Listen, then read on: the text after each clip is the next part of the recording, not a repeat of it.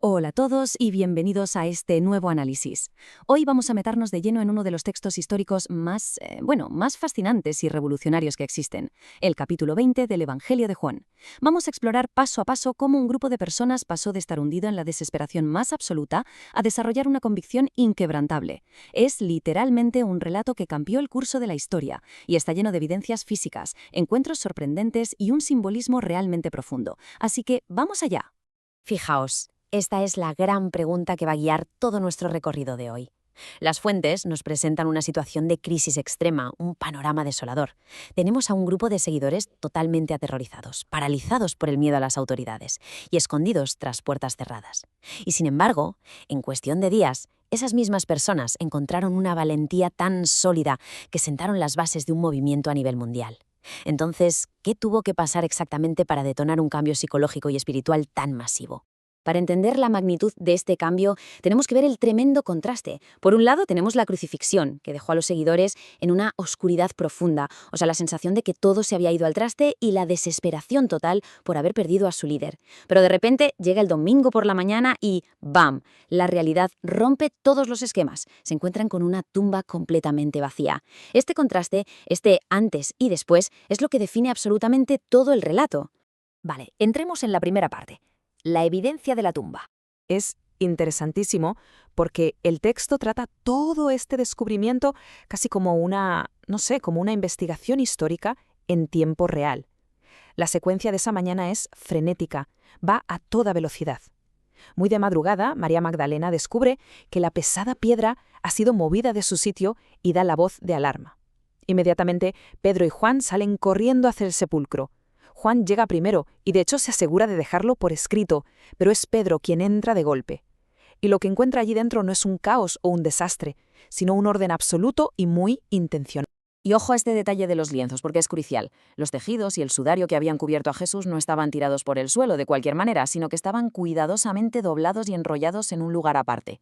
A ver, seamos lógicos. Un ladrón de tumbas que actúa con prisa no se para a hacer la cama, ¿verdad? Habrían dejado todo revuelto o directamente se habrían llevado el cuerpo con esos lienzos que eran carísimos. Así que este pequeño detalle apuntaba de forma muy directa a que ahí había ocurrido algo milagroso.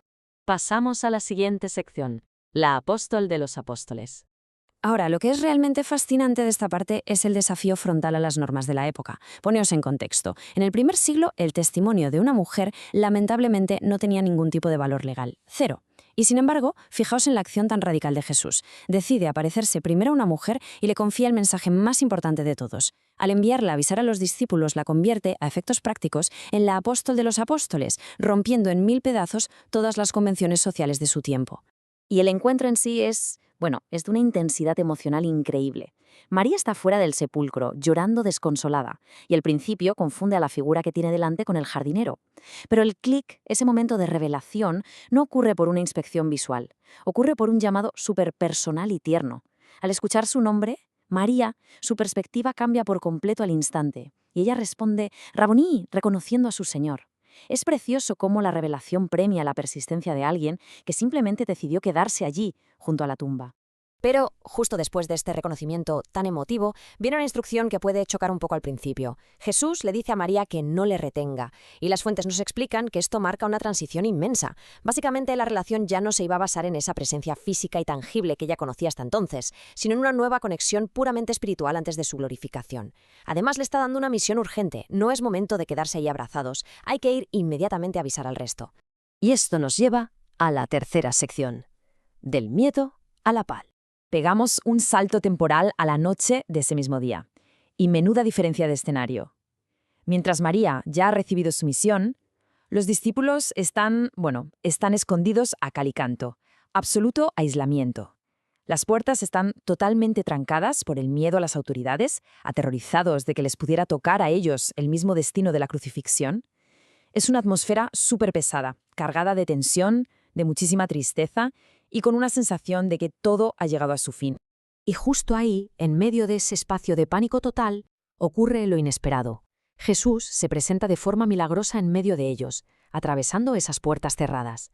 ¿Y qué es lo primero que les dice? Un doble saludo. Paz a vosotros. No hay reproches por haber salido corriendo, ni castigos, ni malas caras. Es una presencia diseñada específicamente, según nos dicen los textos, para barrer de un plumazo ese miedo paralizante y esa tristeza inmensa que los estaba consumiendo.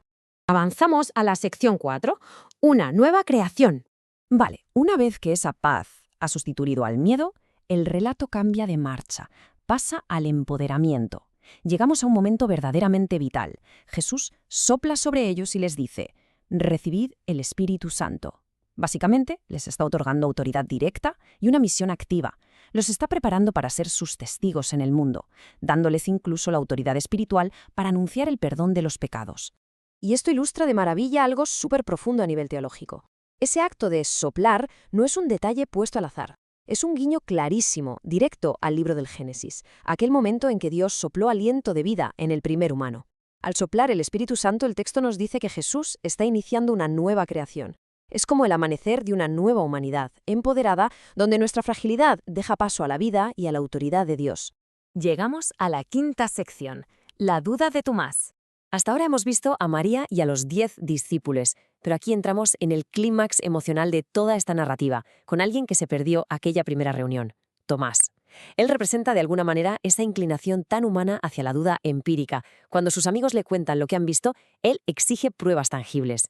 Pone una condición innegociable. Tiene que ver las marcas de los clavos y meter la mano en su costado. Es la personificación total de la mente racional enfrentándose a lo milagroso. El relato nos lleva a la semana siguiente. 8 días después, están todos reunidos otra vez. Y ahora sí, Tomás está presente. Jesús vuelve a aparecer y, fijaos en esto, va directo a Tomás. Pero de una forma súper amorosa.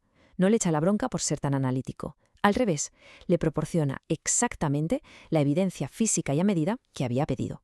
Le invita a tocar sus heridas. Y claro, al chocar de frente con esta evidencia tan irrefutable, toda esa barrera de dudas intelectuales se desmorona por completo. La reacción de Tomás ante esa evidencia es simplemente espectacular. Señor mío y Dios mío. Es sin lugar a dudas la confesión máxima y la declaración más directa sobre la divinidad de Jesús en todo el libro.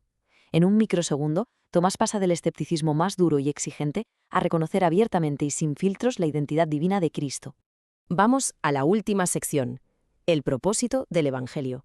Acercándonos ya al final, el propio autor hace una pausa y nos cuenta por qué se ha molestado en documentar todo esto. Nos aclara que no pretendía escribir una biografía enciclopédica con todos los datos posibles, sino hacer una selección supercuidada e intencional de señales. El objetivo no es solo dar información, es transformar al que lee. Está escrito específicamente para inspirar fe, y que gracias a esa fe los lectores puedan tener la esperanza de la vida eterna. Así que el punto clave aquí, como podéis ver en esta tabla, es cómo todos estos eventos físicos cristalizan en realidades espirituales potentísimas. Por un lado tenemos la victoria, el hecho de que la muerte ha sido vencida para siempre. Por otro, la nueva creación, esa nueva humanidad impulsada por el Espíritu. Vemos cómo la paz y el gozo borran el miedo gracias a la presencia de Cristo. Y finalmente, esa confirmación rotunda de la identidad de Cristo, pasando del misterio de la tumba vacía a la certeza total de que Jesús es Dios. En definitiva, todo este recorrido analítico nos empuja a una conclusión muy aterrizada.